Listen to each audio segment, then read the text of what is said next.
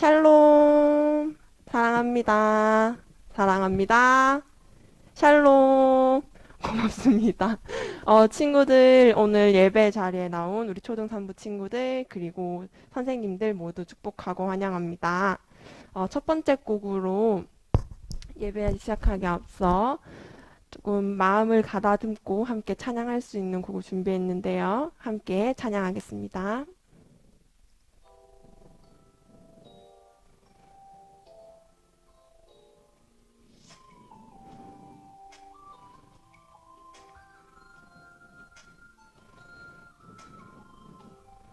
기도로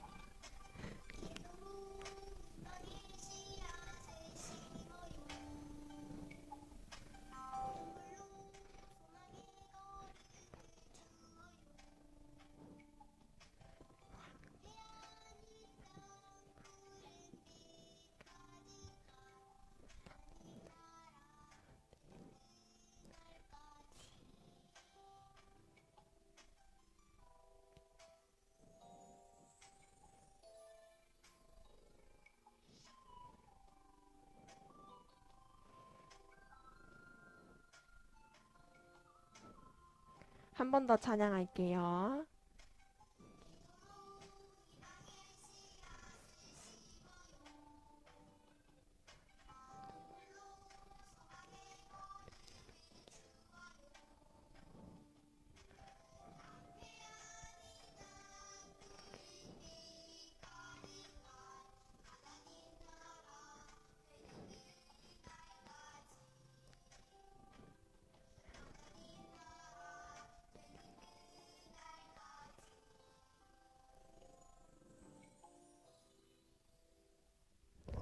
우리 친구들 예배를 위해서 모두 세수도 하고 예쁜 옷으로 갈아입었나요?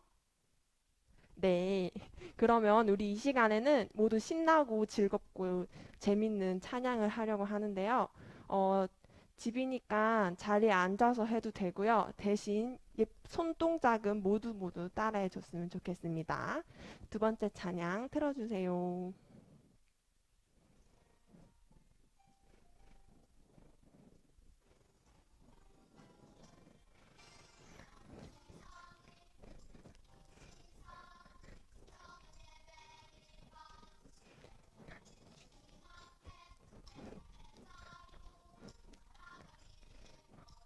하나님 세상을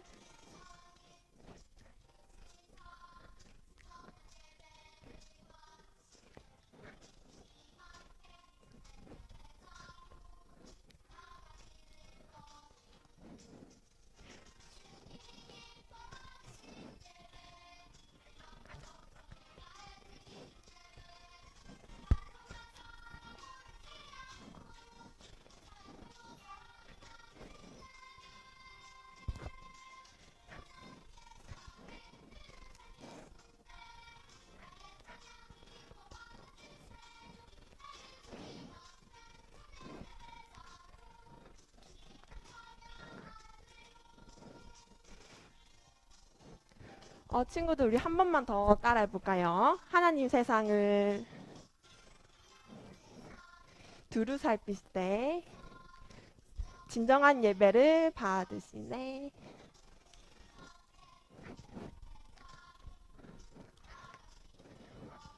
주님의 기뻐 받으시는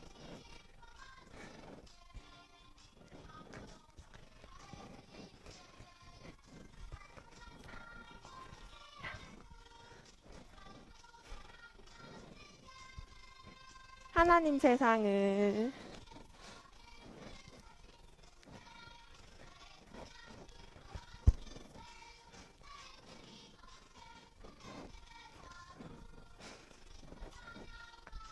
한 번 더 하나님 세상을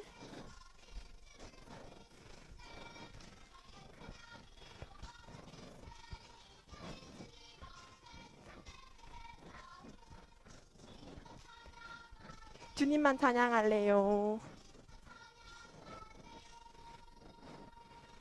우리 하나님께 영광의 박수 올려드리도록 하겠습니다. 선생님이 지난주에 몸이 조금 안 좋아서 안 나왔는데 오랜만에 우리 또 이렇게 줌으로 친구들을 보니까 너무 좋은 것 같아요. 그래서 우리 또 선생님이 이름을 조금 불러볼게요. 그러면 손을 흔들어 주세요. 음,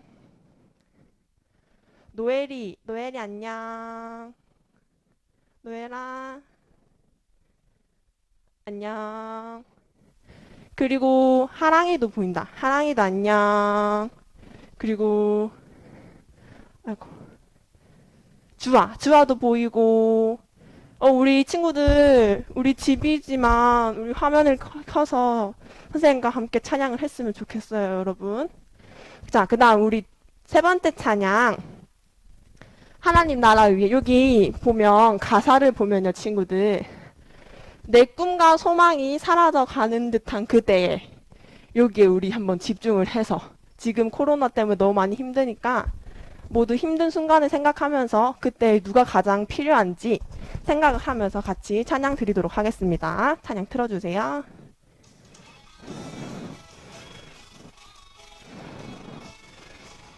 저 푸른 바다 위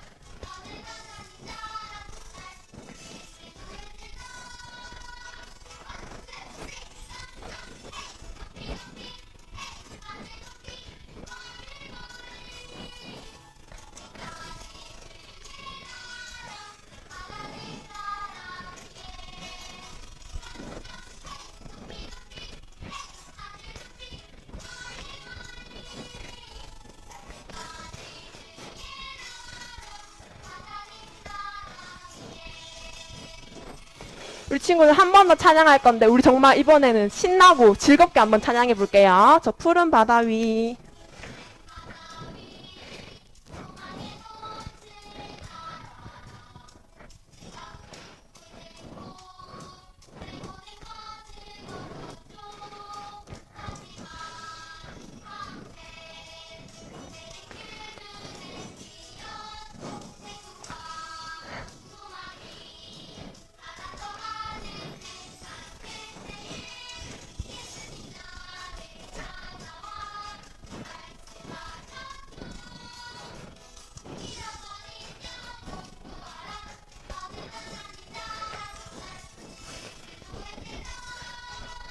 하나 둘 셋 점점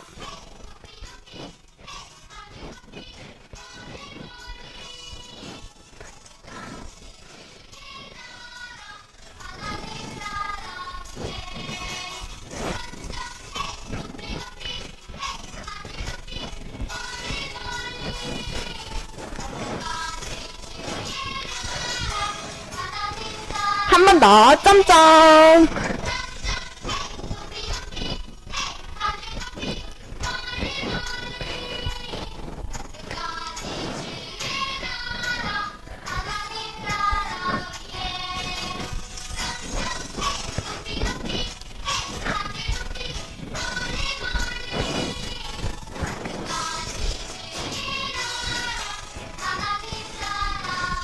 하나님 나라 위에 짠! 친구들 우리 일단 먼저 하나님께 영광의 박수부터 올려드리도록 하겠습니다. 박수!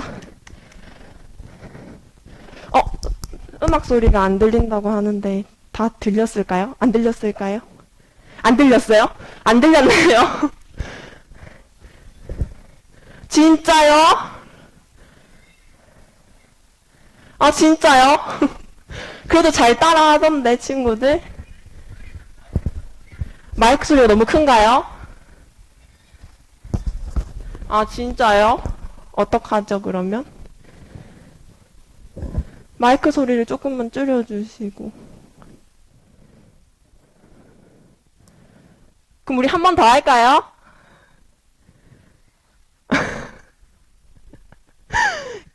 그러면 우리 그 참된 예배자를 한 번 더 할게요.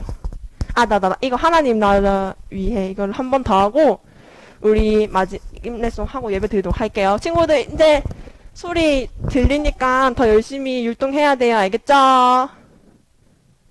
네. 들리나요? 저 푸른 바다 위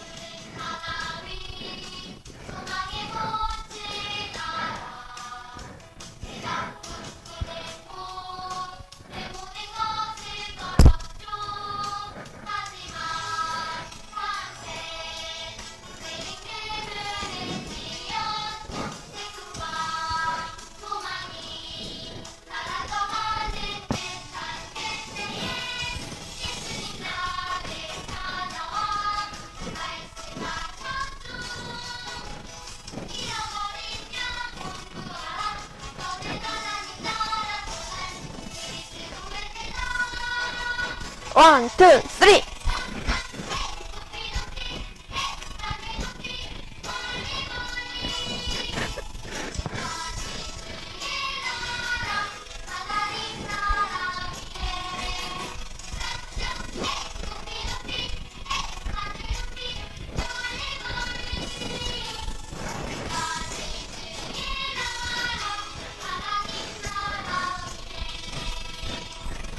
우리 친구들 찬양이 들리면 머리로 동그라미 한 번만 해줄까요? 그럼 한 번 더 찬양할게요.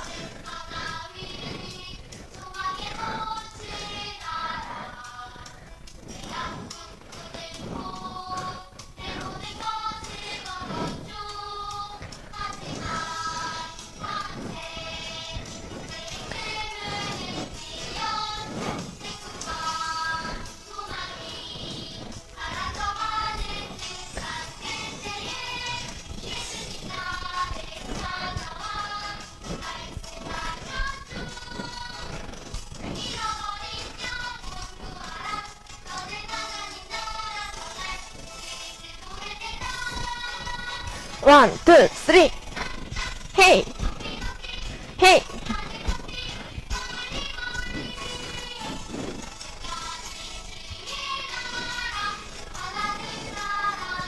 한 번 더.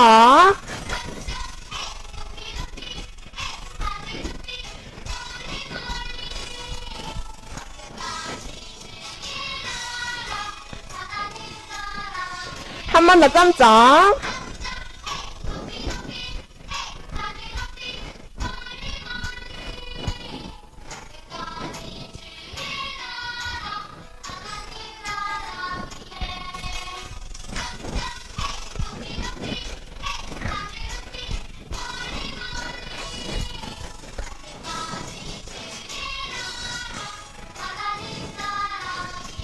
하나님 나라 위에. 짠! 자, 우리 친구들 열심히 따라해줘서 너무너무 고마워요. 그럼 우리 마지막 찬양 바로 틀어주세요.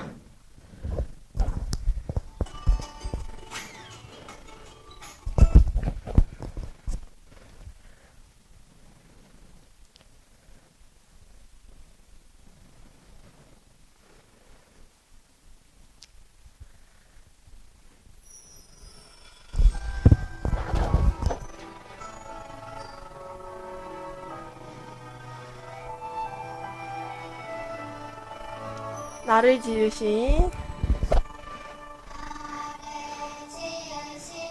하나님께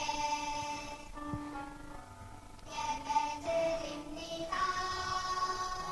날 구원하신 날 구원하신 하나님을 높여드립니다. 나의 하나님 나의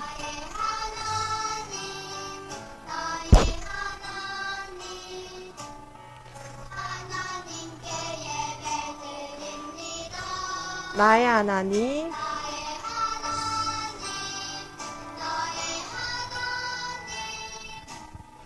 하나님만 높여드립니다. 우리 이 시간 한 번 더 예배를 위해 찬양 드릴 건데요. 모두 마음을 다해서 함께 찬양 드리도록 하겠습니다. 나를 지으신 하나님, 나를 지으신 하나님께 예배드립니다. 날 구원하신 날 구원하신 하나님을 높여드립니다.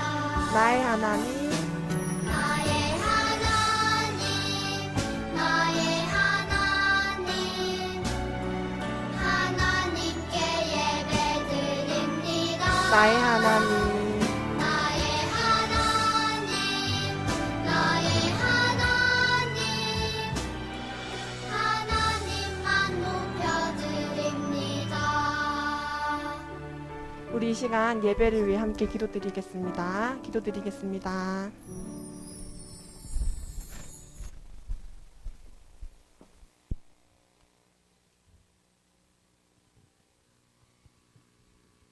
사도신경으로 우리의 신앙을 고백하도록 하겠습니다. 전능하사 천지를 만드신 하나님 아버지를 내가 믿사오며 그 외아들 우리 주 예수 그리스도를 믿사오니 이는 성령으로 잉태하사 동정녀 마리아에게 나시고 본디오 빌라도에게 고난을 받으사 십자가에 못 박혀 죽으시고 장사한 지 사흘 만에 죽은 자 가운데서 다시 살아나시며 하늘에 오르사 전능하신 하나님 우편에 앉아 계시다가 저리로서 산자와 죽은 자를 심판하러 오시리라. 성령을 믿사오며 거룩한 공회와 성도가 서로 교통하는 것과 죄를 사하여 주시는 것과 몸이 다시 사는 것과 영원히 사는 것을 믿사옵나이다. 아멘. 기도하도록 하겠습니다.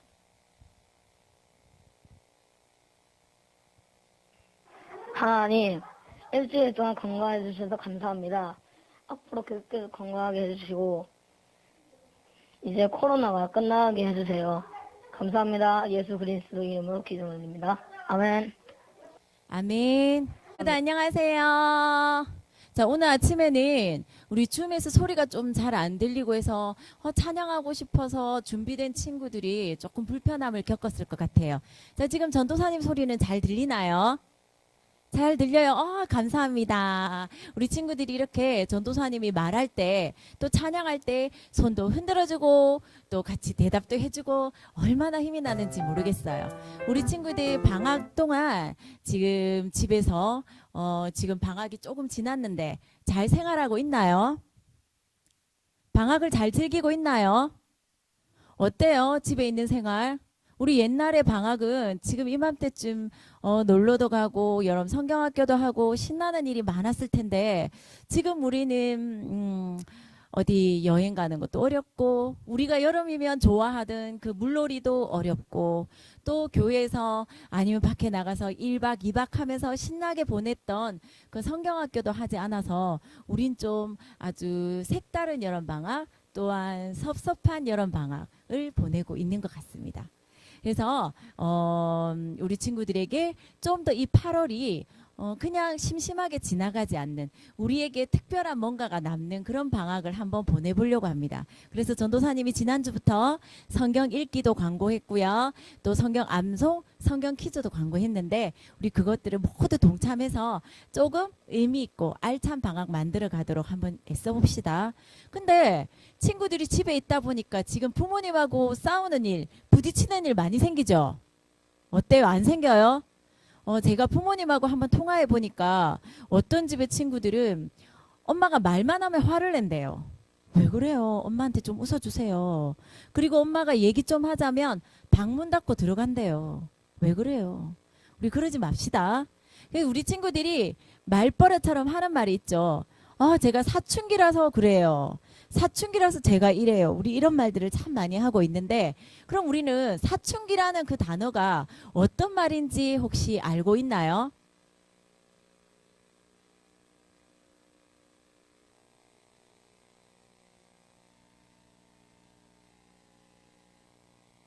자, 우리 사춘기의 단어가 어떤 뜻인지 사전을 한번 찾아보게 되면요. 육체적, 정신적으로 우리 어린이에서 성인이 되는 시기를 사춘기라고 합니다. 그래서 우리가 저 사춘기인 것 같아요 라고 말하는 것은 이제 우리가 어린이에서 청소년, 성인으로 지나가는 그 시기가 됐다는 거지요. 그럼 우리가 사춘기인지 아닌지 한번 확인해 볼까요? 전도사님이 설문지를 한번 이렇게 딱 만들어 봤어요. 사춘기 테스트입니다. 자, 손가락을 쫙 펴서 이 중에서 자기에게 해당되는 게 어떤 건지 해당될 때마다 손가락을 한번 꼽아 봅시다. 1번, 최근 부모님과 대화가 잘 통하지 않는다. 부모님의 잔소리에 신경질이 난다. 부모님이 나를 이해하지 못하는 것 같다. 친구들의 전화번호와 생일을 정리하게 된다. 거울을 자주 본다. 새 친구를 만드는 것이 너무 힘들다. 친구 사귀는 것이 어렵다. 친구의 말을 농담 한마디도 굉장히 중요하게 여기게 된다. 거짓말을 한다. 혼자 있고 싶다. 방문 닫고. 부모님보다는 친구랑 있는 것이 더 즐겁다. 동생과 자주 다툰다. 가까이 오는 것도 싫다. 옷차림에 신경이 쓰인다. 좋아하는 남자, 여자친구가 생긴다. 친구들과 통화를 많이 하게 된다. 자, 이것 중에서 9가지가 넘는 친구들 손 한번 들어보세요. 9가지 넘는 친구들. 통계적이지는 이게 일반적이진 않지만 통계적으로 봤을 때 여기에서 9가지가 넘으면 사춘기일 확률이 높대요. 그래서 내가 조금 기분이 나쁘다고 해서 나 사춘기인 것 같아요. 이럴 수 있지만 요것 중에서 자신의 모습이 9가지 이상이 해당되면 나 좀 사춘기인 것 같아요 라고 말할 수 있어요. 그것은 곧 우리가 어른으로 자라간다는 뜻이기도 합니다. 친구들, 그렇다면 이 사춘기를요, 우리가 기분대로 생각나는 대로 내가 행동하고 싶은 대로 사춘기를 지내버린다면 좀 더 우리는 건강하지 못한 어른으로 자랄 수 있지만 이 사춘기 시기를 우리가 더 잘 지난다면 우리는 좀 더 건강한 어른으로 자랄 수 있습니다. 왜? 사춘기 때는 외모, 신체적인 변화도 나타나고 정서적인 변화도 나타납니다. 신체적으로도 키도 커지고 목소리도 변하고 이런 많은 변화들이 일어나고 정서적으로도 그전에는 기분 좋고 즐거웠던 것들이 이제는 즐겁지 않을 때도 있고 부모님보다는 친구들의 관계가 더 많이 신경 쓰이고 생각이 많아지고 자기의 꿈에 대해서 생각해보고 내가 미래에 어떤 사람으로 살아갈지에 대해서도 생각해보고 이런 생각이 많아집니다. 신체적으로 정서적으로 변화가 일어나는데 이런 변화에 잘 적응해서 바른 생각, 바른 마음을 가지면 아주 멋지게 잘 자랄 수 있지만 그렇지 못하다면 좀 더 좋은 어른으로 자라기는 어려울 수도 있습니다. 그래서 우리가 이 사춘기를 잘 지나야 합니다. 그렇듯이요. 우리가 이 자라가는 과정 중에서 사춘기를 잘 보내면 우리가 달라지듯이 우리가 누군가를 하나님을 만나게 되면 우리의 모습이 달라지기도 합니다. 자라가는 과정에서 가장 중요한 것은 신체적인 거, 정서적인 거일 수도 있지만 우리에게 가장 중요한 것은 바로 그 믿음이라는 것인데요. 이 믿음은 잘 자라가는 동안에 잘 우리가 배우고 잘 발전해 나간다면 우리에게 아주 좋은 믿음으로 자라갈 수 있게 되지만 그렇지 못하다면 믿음이 좋아질 수 없습니다. 오늘 하나님 말씀 가운데서는요. 바울이라는 사람에 대해서 소개해 줄 것인데 이 바울은 하나님을 잘 믿게 되는 그런 계기를 맞이해서 하나님의 사람으로 변화된 과정들이 있게 됩니다. 이 이야기에 대해서 우리 친구들과 함께 나누려고 합니다. 우리가 이번 여름에는 성경학교를 신나게 또 성경 공부도 못하고 여러 가지를 할 수 없어서 전도사님 조금 전에 얘기했죠. 우리는 성경 읽기, 암송, 또 성경 퀴즈 대회 여러 가지를 이 8월 한 달 동안에 하려고 하는데 그 주제가 바로 로마로 가는 길입니다.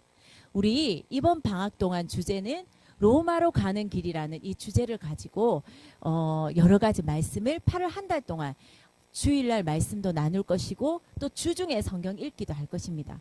우리 지난주까지는 구약 성경의 사사기의 이야기를 함께 나누었는데요. 이제 사사기 이야기까지는 딱 끊어서 우리의 기억 속에 남겨두고 오늘부터 시작해서 8월달 4주 동안에는 바울의 이야기, 신약 성경에 있는 사도신경, 로마서의 이야기를 나누려고 합니다.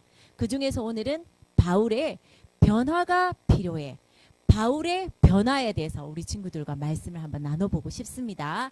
사도행전 26장 13절에서 18절의 말씀을 같이 읽어볼게요. 우리 친구들 모두 성경책 준비됐나요? 자, 우리 다 같이 큰 소리로 하나님의 말씀 읽겠습니다. 시작. 왕이여 정오가 되어 길에서 보니 하늘로부터 해보다 더 밝은 빛이 나와 내 동행들을 둘러 비추는지라. 우리가 다 땅에 엎드러짐에 내가 소리를 들으니 히브리 말로 이르되 사울아 사울아 내가 어찌하여 나를 박해하느냐. 가시채를 뒷발질하기가 내게 고생이니라. 내가 대답하되 주님 누구시니까. 주께서 이르시되 나는 내가 박해하는 예수라. 일어나 너의 발로 서라. 내가 내게 나타난 것은 곧 내가 나를 본 일과 장차 내가 내게 나타날 일에 너로 종과 증인을 삼으려 함이니 이스라엘과 이방인들에게서 내가 너를 구원하여 그들에게 보내어 그 눈을 뜨게 하여 어둠에서 빛으로 사탄의 권세에서 하나님께로 돌아오게 하고 죄 사함과 나를 믿어 거룩하게 된 무리 가운데서 기업을 얻게 하리라 하더이다. 아멘. 자, 우리 친구들 오늘 바울의 변화에 대해서 말씀 나눌 건데요. 친구들 지금 혹시 소리를 마이크를 켜놓은 친구들은 마이크를 꺼놓기 바랍니다. 그리고 화면을 아직 켜지 않은 친구들은 전도사님 얘기했죠. 얼굴에 눈곱 세수 안 한 거 아무것도 안 보여요. 줌 화면에서는. 그래서 모두 얼굴을 켜주셔서 전도사님과 같이 얼굴 마주 보면서 우리 소통하면서 하나님의 말씀 같이 나눕시다. 전도사님도요. 전도사님의 얼굴 모습 우리 친구들에게 다 보여주잖아요. 우리 친구들도 얼굴 전도사님한테 보여줘야 우리가 서로 인사하면서 같이 예배 드리는 그 마음을 느낄 수 있죠. 친구들이 화면에 얼굴이 나오지 않으면 전도사님 혼자 얘기하는 것 같아서 많이 섭섭해요. 얼굴을 보여주세요. 우리 같이 소통하면서 하나님의 말씀 나눠봅시다. 자, 오늘의 이야기를 봤더니 조금 전에 우리 친구들이 같이 하나님의 말씀을 읽어보았더니 대략의 말씀이 바울이 어느 길에서 예수님을 만난 이야기예요. 자, 그 예수님의 만난 그 이야기 한번 살펴보도록 하겠습니다. 자, 바울입니다. 우리 친구들 신약에서 예수님을 많이 증거한 사람 하면 바울 하고 얘기할 수 있어요. 자, 이 바울이 어떤 사람인지 먼저 바울의 프로필에 대해서 한번 나눠보도록 하겠습니다. 바울은 어떤 사람인가요? 바울의 고향은 길리기아 다소라는 지역입니다. 이 길리기아 다소라는 지역은요, 로마의 어떤 속박 아래 로마의 점령지라고 볼 수 있습니다. 그런 다소 지역에서 바울은 태어났고요. 출신은 베냐민 지파입니다. 우리 구약에서 12지파 중에서 베냐민 지파가 있었죠. 이 베냐민 지파에 속하고요. 호적은 로마 사람입니다.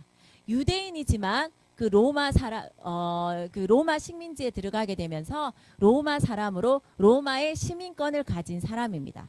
그리고요, 바울의 가정은 좀 이 지역에서도 약간 부유한 집안이었고 가정교육을 잘 받는 집이었습니다. 그래서 가말리엘이라는 어떤 유명한 그 율법학자에 의해서 바울은 어릴 때부터 하나님의 그 말씀, 율법을 아주 잘 배웠던 사람입니다. 그래서 바울을 한마디로 딱 설명해 보자면 바울은 좋은 가정에서 로마의 시민권을 가지고 있는 부유한 가정에서 어릴 때부터 율법을 잘 배우고 그 율법을 잘 지키면서 그렇게 성실하게 살았던 사람입니다. 우리 이런 사람은 율법을 잘 지켰던, 율법을 중요하게 여겼던 이런 사람을 우리는 바리새인이라고 합니다. 바울은 이렇게요. 율법을 어릴 때부터 배워서 그 율법을 잘 지킨 율법주의자 바리새인입니다. 우린 무조건 바리새인이라 하면 나쁘게만 보는 사람들도 있는데요. 바울은 어릴 때부터 율법을 그렇게 배워왔기 때문에 당연히 그 율법을 아주 잘 지키는 아주 반듯한 사람이라고 볼 수 있습니다. 자, 이런 바울인데요. 바울의 모습을 봤더니 조금 다르죠. 율법을 잘 배우고 율법을 잘 지키는 바울이었지만 바울은 잘못된 지식을 가지고 있었습니다. 그 율법을 잘 배웠기 때문에 바울에게 생긴 잘못된 지식은 무엇이었냐? 바로 예수 그리스도가 하나님의 아들이라는 사실을 모르고 있었습니다. 율법학자들은요, 유대인들은요, 예수 그리스도를 하나님의 아들로 인정하지 않습니다. 율법을 잘 배웠던 바울도 역시 잘못된 지식, 예수 그리스도가 하나님의 아들이라는 그 사실을 전혀 인정하지 않고 모르고 있었던 것입니다. 그리고 또 한 가지 잘못된 것뿐만 아니라 잘못된 믿음도 가지고 있었습니다. 어떤 잘못된 믿음이냐 하면요. 우리는 예수님을 믿어야 천국에 갈 수 있다라는 그 믿음의 확신을 가지고 교회를 다니잖아요. 그런데 바울은요. 율법을 어릴 때부터 잘 배웠기 때문에 잘못된 지식과 그 지식 때문에 잘못된 믿음이 생겨났는데 그 잘못된 믿음이 뭐냐고 하면 예수님을 믿어야 천국에 간다라는 것이 아니라 율법을 잘 지켜야 천국에 갈 수 있다라는 이런 잘못된 믿음을 갖게 되었습니다. 이런 잘못된 지식에서 잘못된 믿음을 가지게 되었고요. 또 이 잘못된 믿음 때문에 바울은 어떤 일들을 벌였냐 하면은 핍박하기 시작합니다. 교회를 핍박하고 예수님을 알고 예수님을 믿는 사람들을 괴롭히기 시작합니다. 핍박자로 변해버렸습니다. 어떻게요? 우리가 알고 있는 초대교회의 집사님이었던 그 믿음 좋았던 스데반 집사님을 돌로 쳐서 죽이는 자리에도 바울이 있었고요. 그 다음에 예수 그리스도를 믿는 사람들을 잡아서 가두고 잡아가는 역할들을 하는 그런 일들에 예수 믿는 사람들을 괴롭히고 핍박하는 일에 스데반은 앞장섰습니다. 그래서 바울이라는 사람을 여기까지 총정리해 보면요. 바울은 율법학자, 로마 시민권을 가진 아주 안정적인 가정에서 율법을 아주 잘 배우고 어릴 때부터 지식적으로 똑똑하고 그 율법을 잘 지키는 아주 반듯한 사람이었지만 이 사람이 잘못된 지식, 예수 그리스도가 하나님의 아들이라는 이 사실을 인정하지 않는 잘못된 지식을 갖기 시작함으로 예수님을 믿어야 천국에 간다라는 이 사실을 인정하지 못하고 율법을 지켜야만 천국에 간다라는 잘못된 믿음을 가졌기 때문에 예수님 믿고 천국에 가겠다는 사람들을 괴롭히고 잡아가는 핍박자로 변하게 된 것입니다. 이런 바울이 변화되는 계기를 맞게 되었습니다. 이런 바울도요. 어느 날 달라지게 되는 계기가 생겼습니다. 바로 예수님을 만나게 되는 거예요. 예수님은 내가 옆에 두고만 있고 예수님은 내 친구의 예수님, 전도사님의 예수님, 선생님의 예수님으로만 두게 된다면 우리는 예수님을 만날 수가 없습니다. 그 예수님은 나의 예수님이 되어야 하고 내가 만나는 예수님이 되어야만 우리의 예수님이 될 수 있고 나의 예수님이 될 수 있고 그것이 바로 믿음이 되며 나를 변화시키는 출발점이 되게 됩니다. 오늘 바울도요. 예수님을 인정하지 못하는 그 잘못된 지식, 잘못된 믿음 때문에 핍박자로 살고 있다가 어느 날 예수님이 이 바울을 만나게 됩니다. 바울이 예수님을 만나게 됩니다. 어떻게 만나게 됐을까요? 다메섹이라는 이 길 가운데서 예수님을 만나게 됐습니다. 바울이 이 다메섹을 지나가게 된 다메섹 길을 걸어가게 된데도요. 바로 예수 믿는 사람들을 잡아가기 위해서 예수 믿는 사람들을 핍박하기 위해서 가던 길이었어요. 그런데 갑자기 막 눈부신 그 빛을 만나면서 갑자기 앞이 보이지 않게 되었습니다. 이 그림 보면은 좀 재밌죠. 바울의 자세가 아마 저러지 않았을까요? 방망이에 밧줄 들고 예수 믿는 사람들은 내가 다 잡아가 버릴 테야. 어떻게 그렇게 예수를 믿어야 천국 간다라는 그런 말도 안 되는 말을 하지? 율법을 잘 지켜야 천국에 가지. 어떻게 예수님을 믿는다고 천국에 간다는 그런 말도 안 되는 말들을 하지? 내가 그런 사람들을 모조리 다 잡아가 버릴 테야.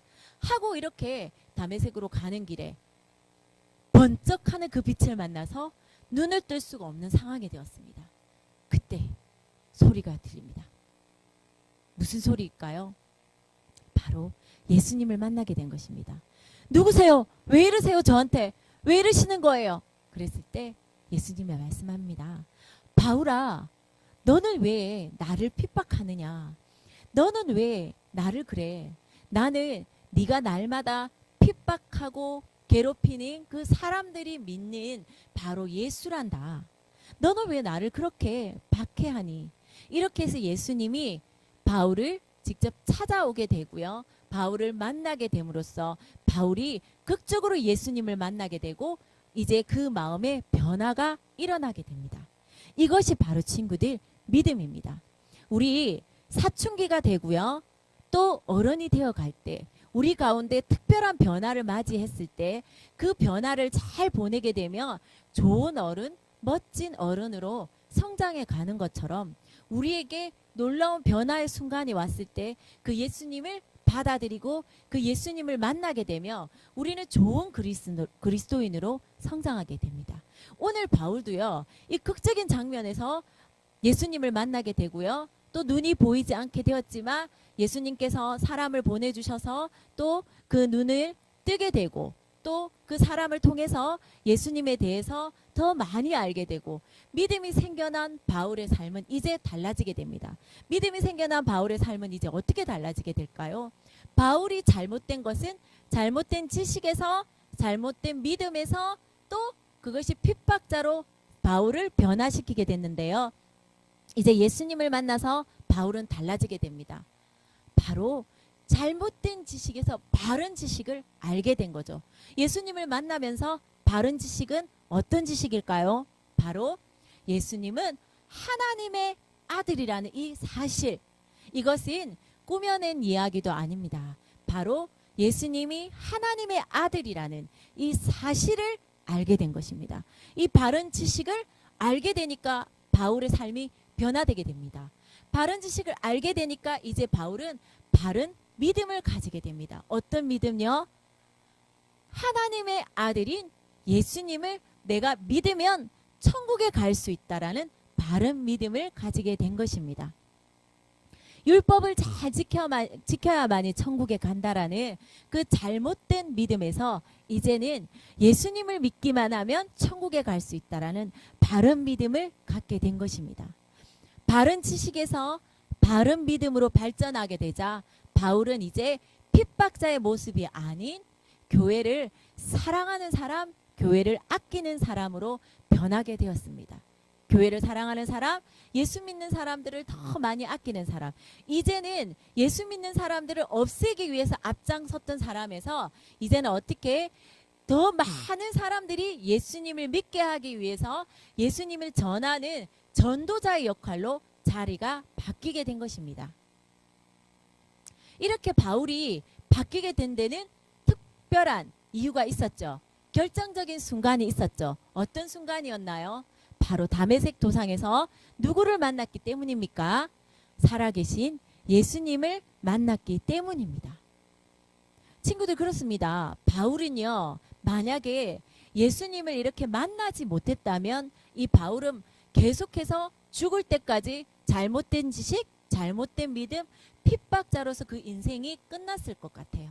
그렇지만 예수님을 이렇게 만나게 되면서 바울의 인생은 어떻게 변했나요? 교회를 사랑하는 사람, 또 예수 믿는 사람들을 아끼는 사람, 예수를 알지 못하는 사람에게 예수를 전하는 사람으로 바뀌게 된 것입니다. 우리 친구들, 우리도 마찬가지예요. 믿음이라는 것은 예수님을 만나야만이 생기는 것인데요. 바울이 이때의 핍박자로 삶을 살아가고 있을 때 바울이 핍박자로 살아가고 있을 때 주변에 예수 믿는 사람들이 한 명도 없었을까요? 아니었죠. 바울이 핍박자로 살아갈 때 주변에 예수 믿는 사람들이 많았습니다. 그렇지만 그때 바울은 자신이 예수님을 만나지 못했기 때문에, 그 마음에 믿음이 생기지 못했기 때문에 그 예수님을 인정하지 못하고 예수 믿는 사람들을 핍박하는 사람으로 살았죠. 우리 마찬가지예요. 우리 친구들이 교회를 나오기도 하고요. 부모님이 예수를 믿고 또 선생님께 날마다 예수님의 이야기를 듣더라도 우리 친구들이 예수님을 만나지 못하고 예수님을 인정하지 못하게 되며, 우리 친구들도 그 바른 지식을 가지지 못하게 되면 바른 믿음이 생기지 않게 되고, 바른 믿음이 생기지 않으면 우리는 교회를 사랑하고 예수님을 사랑하고 예수님을 전하는 사람으로 변화되기 어렵다는 것입니다. 우리 친구들 모두가 이렇게 바울처럼 예수님을 만나서 변화되는 그런 사람들이 되었으면 좋겠습니다. 지금 이 시간에 줌으로 들어와 있는 우리 친구들도요, 예배를 드리고 있어도 우리 친구들이 내가 정말 예수님을 내 마음속에 받아두고 내가 예수님을 믿고 있는 것인가, 우리 잘 생각해 봐야 합니다. 혹시 우리 친구들 마음 가운데 전 예수님이 믿어지지 않아요, 예수님이 하나님의 아들이라는 그 사실부터 저는 알지 못하겠어요, 그래서 예수를 믿으면 천국 간다라는 그 사실도 잘 인정이 안 돼요, 이런 친구들은 우린 또 기도하고 예수님을 만날 수 있도록, 만날 수 있게 해달라고 예수님께 기도하도록 해야 합니다. 그래서 바울처럼 예수님을 만나서 우리의 삶이 변화되어서 예수님을 바로 아는, 또 예수님을 바로 믿는, 그래서 예수님을 증거하는 천국에 갈 수 있는 그런 친구들로 자라가야 합니다. 조금 전에 우리 친구들 같이 봤던 이 그림을 한번 보면요, 이거 공사장 같은 데 가면 시멘트 바르는 거예요. 이런 모습 본 적 있나요? 벽이나 바닥에 시멘트를 깨끗하게 발라놨는데 사람들이 모르고 지나가다가 발자국을 남기기도 하고요. 또 이렇게 고양이나 새가 지나가면서 발자국이 찍히게 됩니다. 이것이 마르게 되면 이렇게 발자국이 계속 남아있죠. 지울 수 있나요? 지우개로도 지울 수 없고, 비가 아무리 내려도 이렇게 패인 발자국은 쉽게 지워지지 않습니다. 우리 친구들 마음 가운데도 이런 발자국이 생겼으면 좋겠습니다. 우리 친구들이 아직 마음은요, 지금 시멘트를 발라놓은 상태예요. 아직 시멘트가 바짝 마르지 않은 상태예요. 사춘기를 지나간다는 것은 우리 친구들의 마음에 이제 시멘트가 발라져서, 잘 발라져서 마르기를 기다리는 그런 때가 사춘기를 지나가고 있는 때예요. 이때 우리 친구들 마음속에 어떤 발자국이 찍히느냐가 우리 친구들이 어른이 되었을 때 쭉 가는 발자국의 모양이 된답니다. 그러면 우리의 마음속에 어떤 발자국이 찍혀야 할까요? 믿음의 발자국이 찍혀야겠죠. 한번 찍히는 이 발자국은 이 시멘트가 마르고 나면 절대 비가 와도 지워지지 않고, 우리가 이 땅을 살아가는 동안 이 시멘트가 다 없어지기 전까지는 이 발자국이 없어지지 않잖아요. 그래서 시멘트가 마르기 전에 우리 친구들이 마음 가운데 찍히는 발자국은 뭐였으면 좋겠습니까? 바로 예수님의 사랑이 찍혔으면 좋겠습니다. 우리 친구들 마음에 시멘트가 마르기 전에 예수님의 사랑, 예수님이 우리의 구원자이시라는 이 사실이 찍혀서 우리 친구들이 모두 예수님이 우리의 구원자라는 사실, 그 사실을 믿고 그 바른 지식 가운데 바른 믿음이 쌓여서 교회를 사랑하고 이웃을 사랑하고 예수님을 사랑하고 그 예수님을 증거하는 그런 친구들로 자라가기를 축복합니다. 우리 댓글에 친구가 그랬어요. 사춘기 안 했어요. 근데 잘 모르겠어요. 아까 전도사님이 그렇게 보여준 건요, 사춘기라는 건 그냥 통계적인 거예요. 전도사님도 그런 사춘기 시절을 겪지 않았어요. 그냥 어느덧 어른이 되어 있었거든요. 이 사춘기라는 것은 생각으로든 신체적으로든 막 표현이 되고 나타나는 사람이 있지만 전혀 잘 표현하지 않고 나타나지 않은 상태에서 어른이 되는 친구들도 있답니다. 그냥 통계적으로 그렇다는 거예요. 그렇지만 오늘 전도사님이 우리 친구들에게 사춘기라고 표현한 이 시기는 기분이 나쁘고 친구랑 비밀을 만들고 싶고 엄마가 싫어지고 동생이 가까이 오기 싫어지고 이렇게 나타나는 현상이 아니라 우리 초등 5, 6학년에서 이제 청소년기를 지나 어른이 될 것인데 그 중간 과정에 자라가는 그 과정을 전도사님이 표현한 것입니다. 시멘트가 말라가는 그 과정이라고 생각하시면 될 것 같습니다. 우리 친구들 모두 시멘트가 말라가는 이 과정에서 꼭 예수님의 사랑의 발자국이 새겨지길 바라겠습니다. 오늘은 이렇게 우리 친구들과 함께 바울의 변화에 대해서 한번 말씀을 나누어 보았습니다. 바울이 예수님 만나야 변화되고 났더니 바울의 삶이 달라진 것처럼 우리 친구들도 모두 예수님을 만나서 우리 친구들의 삶이 달라지는 그런 모습 기대해 보겠습니다. 모두 수고하셨습니다. 전도사님이 같이 기도할 것인데 이 시간에 우리 친구들 전도사님 기도를 한번 따라해 볼까요? 자, 전도사님이 한 소절 한 소절 우리 친구들 따라해 보도록 하겠습니다. 하나님 감사합니다. 바울이 예수님을 만나서 변화된 것처럼 우리도 예수님을 만나서 변화되게 해주세요. 우리 마음에 예수님의 사랑이 찍혀 있어 영원히 변하지 않게 해주세요. 예수님 이름으로 기도드렸습니다. 아멘. 우리 헌금 준비됐나요, 친구들? 네, 우리 이 시간에는 준비된 헌금 성경 속에 넣어서 하나님께 올려드렸으면 좋겠습니다. 우리 준비된 헌금 성경 속에 넣어주시기 바랍니다. 기도하겠습니다. 하나님 아버지 감사합니다. 오늘 우리는 바울을 통해서 예수님을 만나면 잘못된 지식과 잘못된 믿음으로 핍박자의 삶을 살았던 그 바울이 바른 지식과 바른 믿음 또 교회를 사랑하고 하나님을 사랑하는 사람으로 변화됐다라는 이 사실을 이 사건을 이야기를 들었습니다. 우리는 이러한 믿음 본받게 해주시고 우리 또한 예수님을 믿어서 변화될 수 있도록 축복해 주시기를 원합니다. 오늘 우리가 드리는 이 헌금을 하나님 기쁘게 받아주세요. 우리의 헌금이 하나님께 온전히 전달되어지기를 원합니다. 날마다 하나님께 감사를 올려드릴 수 있도록 우리를 축복해 주세요. 감사드리며 예수님 이름으로 기도드렸습니다. 아멘. 주기도문 하도록 하겠습니다. 하늘에 계신 우리 아버지여, 이름이 거룩히 여김을 받으시오며 나라에 임하옵시며 뜻이 하늘에서 이룬 것 같이 땅에서도 이루어지이다. 오늘날 우리에게 일용할 양식을 주옵시고 우리가 우리에게 죄 지은 자를 사하여 준 것 같이 우리 죄를 사하여 주옵시고 우리를 시험에 들게 하지 마옵시고 다만 악에서 구하옵소서. 대개 나라와 권세와 영광의 아버지께 영원히 있사옵나이다. 아멘. 친구들 모두 수고하셨습니다. 자, 오늘도 화면 속에 나오지 않은 친구가 누가 있나요? 우리 주영이, 시연이, 정연이, 태호, 원이, 다은이, 혜강이. 자, 우리 한 번도 화면을 켜지 않은 친구들이 하나, 둘, 셋 하면 화면 한번 딱 켜주세요. 우리 서로 얼굴 한번 보게요. 자, 합니다. 하나, 둘, 셋!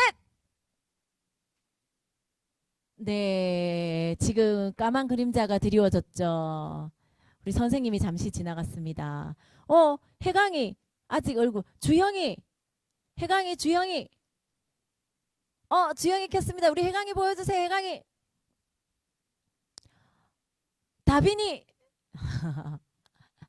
자, 우리 지난주에 전도사님 광고하고 난 뒤에 친구들이 줌으로 성경 읽기 많은 친구들이 신청해 주셨습니다. 우리 줌으로 성경 읽기는 언제부터 시작인가요? 내일부터입니다. 내일 몇 시부터? 저녁 9시부터 내일부터 시작해서 다음 주까지 토요일, 일요일 제외하고 저녁 9시 총 10일입니다. 10일 동안 사도행전과 로마서를 전도사님과 같이 읽을 거예요. 줌으로 들어오셔야 합니다. 오늘 저녁에 전도사님이 우리 친구들 모두 초대하는 줌으로 성경 읽기 친구들만 초대할 것입니다. 그러면 그 카톡방에 초대해서 내일부터 들어올 줌 사이트를 올려놓을게요. 그러면 몇 분까지 들어와야 할까요? 8시 55분까지 줌으로 들어옵시다. 그래서 9시가 땡 하면 그때부터 성경 읽기 시작할 거예요. 그리고 지난주에 신청하지 않은 친구들도 오늘 늦게 괜찮아요. 오늘까지 신청해 주시면 됩니다. 정말 많은 선물이 있을 거예요. 그래서 꼭 신청해서 우리 같이 성경 읽기 해봅시다. 다음에 성경 암송대회는요. 로마서 1장 13절에서 17절까지 모두 몇 절인가요? 5절이에요. 성경 암송대회 나가본 친구들은 알겠지만 이렇게 5절만 성경 암송한 적 있나요? 유치원 때도 5절은 안 했어요. 그죠? 꽤 긴 소절을 성경 암송을 했는데 우리는 이제 5, 6학년이니까 모두가 참여하는 성경 암송대회가 됐으면 좋겠어요. 그래서 5절만 했으니까 친구들이 이번 방학 동안에 딱 2주 동안 5절 외우기 다 도전해 봅시다. 다음 성경 퀴즈 대회는 오늘 선생님들께서 친구들에게 예상 문제를 다 발송해 줄 거예요. 그럼 그 예상 문제는 어떻게 전도사님이 준비했냐면 사도행전 1장에서 한 문제, 2장에서 한 문제, 3장에서 한 문제 이렇게 만들어 놨거든요. 그래서 줌으로 성경 읽기 하는 친구들은 굉장히 유리해요. 그 성경 읽기 하면서 성경 퀴즈 예상 문제 딱 펼쳐놓고 같이 읽으면 저절로 외워집니다.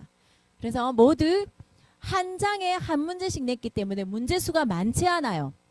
친구들이 언제든지 읽어보고 찾아보면 충분히 할 수 있는 아주 쉬운 문제로 만들어 놨기 때문에 그렇게 해서 모두 읽고 또 외울 거는 외워서 그렇게 성경 퀴즈 대회에 참여해 봅시다. 외울 건 거의 없어요.